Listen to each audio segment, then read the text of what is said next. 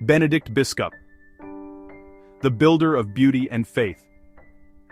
He left the sword for the scriptures, the court for the cloister, and his fortune for faith. He brought books where there was ignorance, song where there was silence, and beauty where there was barren stone. His name was Benedict Biscop, the noble monk who built England's first house of light. His life reminds us that worship is more than words. It is the shaping of the soul and the sanctifying of culture.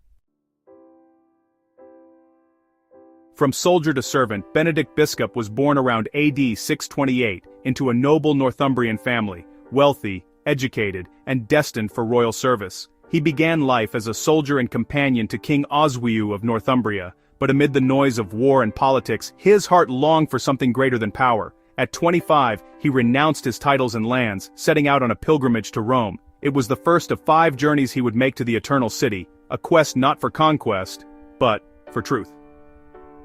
There, he encountered the splendor of Christian art, chant, and worship. What he saw transformed him. A vision of beauty as a pathway to God. The Monk of Rome. In Rome, Benedict found not only the relics of apostles but the living faith of the Church. He studied scripture, theology, and liturgy, absorbing the depth of Roman Christian tradition. Upon returning to England, he joined the monastery of Canterbury, under the leadership of Theodore of Tarsus and Hadrian, 2 great scholars who had come from abroad. Their example shaped him deeply, a faith that was learned, disciplined, and beautiful.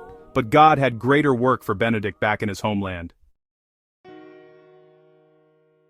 Founding Monkwearmouth. In AD 674, with support from King Ecgfrith of Northumbria, Benedict founded a monastery at Monkwearmouth, near the mouth of the River Wear. It was unlike anything England had seen.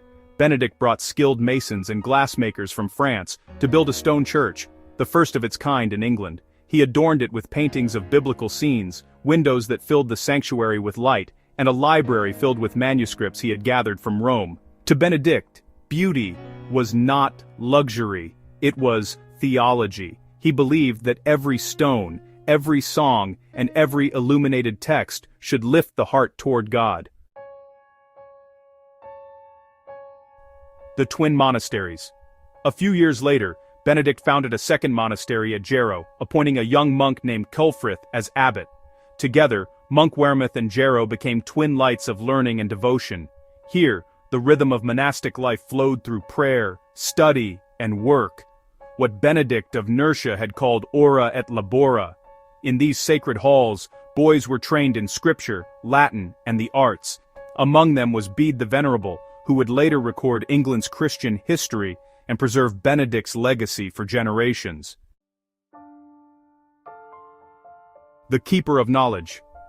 Benedict's journeys to Rome were not for pilgrimage alone. Each time, he returned with treasures, not gold or relics, but books and wisdom. He amassed hundreds of volumes of scripture, commentaries, and classical works, forming one of the largest libraries in all of Europe at the time. He also brought back musicians to teach Roman chant, artists to decorate churches, and teachers to train new scholars. Through him, England was connected to the spiritual and intellectual heartbeat of the wider Christian world. He was, in a very real sense, one of the first curators of English culture, turning faith into art, and art into worship. The final years. In his later years, Benedict was struck with illness and blindness, yet he continued to guide his communities through dictation and prayer. He reminded his monks, love learning, but let it lead to Christ. Work with your hands, but let your hearts rest in heaven.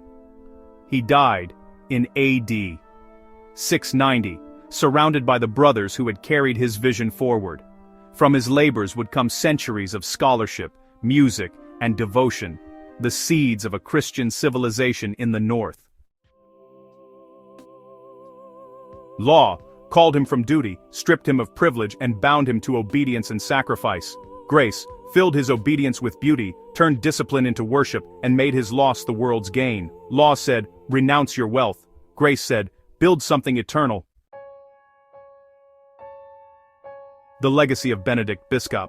Benedict's monasteries became the beating heart of English Christianity. They preserved scripture through centuries of darkness, trained saints and scholars, and transformed worship through art and song. His model of faith, rooted in order, beauty, and learning, would echo across Europe. Bede later wrote of him, "He was a man who loved the house of God and adorned it in every way." Benedict understood that faith should not only be believed, it should be seen, sung, and lived.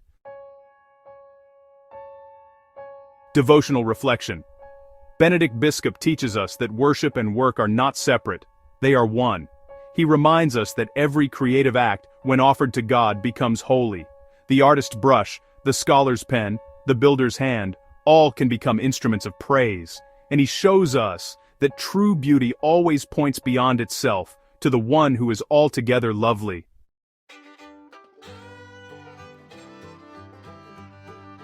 Benedict's life asks us, how are we building beauty for God in our generation? Do our words, our homes, our work, and our worship reflect His glory? Pray today, Lord, give me vision to see beauty as worship, to build what lasts, and to serve you through every gift you've given me.